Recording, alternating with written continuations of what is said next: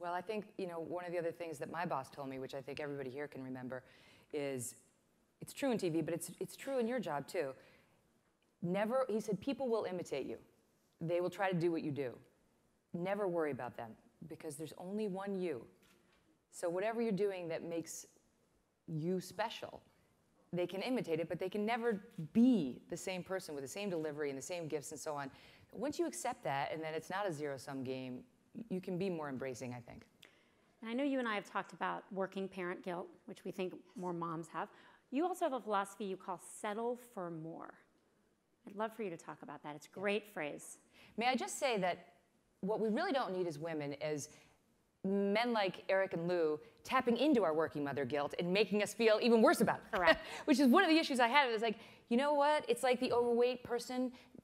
They don't need us to tell them they're overweight. They know they're overweight. You don't have to stop on the street and tell them they're overweight.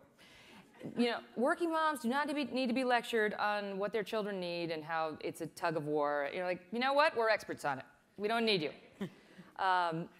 But my settle for more philosophy is basically the life I was just telling you about, which is back in the day when I was unhappily married and unhappily working, I heard a brilliant man by the name of Dr. Phil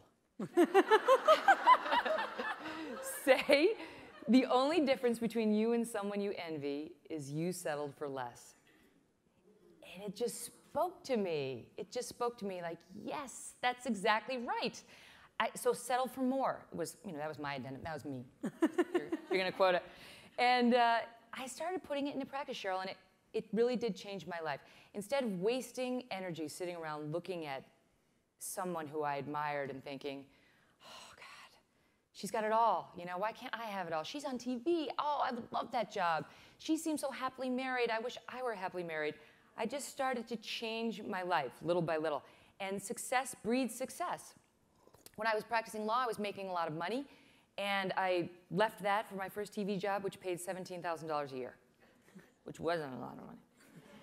But if you love something, then you're good at it, and then rewards follow, success follows. And the same is true, in my personal life. I basically had a very sweet, loving husband who was a doctor. I was a lawyer, but I knew I wasn't happy. And we divorced, as I said, amicably, and I wound up meeting a man who was unlike any other man I'd ever met before. He didn't behave like any of the other guys. He wasn't a jerk. So I thought, is this attractive? Wait, yes, it is. I'm going to give him a chance. And we've been happily married now for, I don't know, 10, 12, 8 years. I don't know. It's a long time. And he's an equal partner to me and a critical part of my success in life.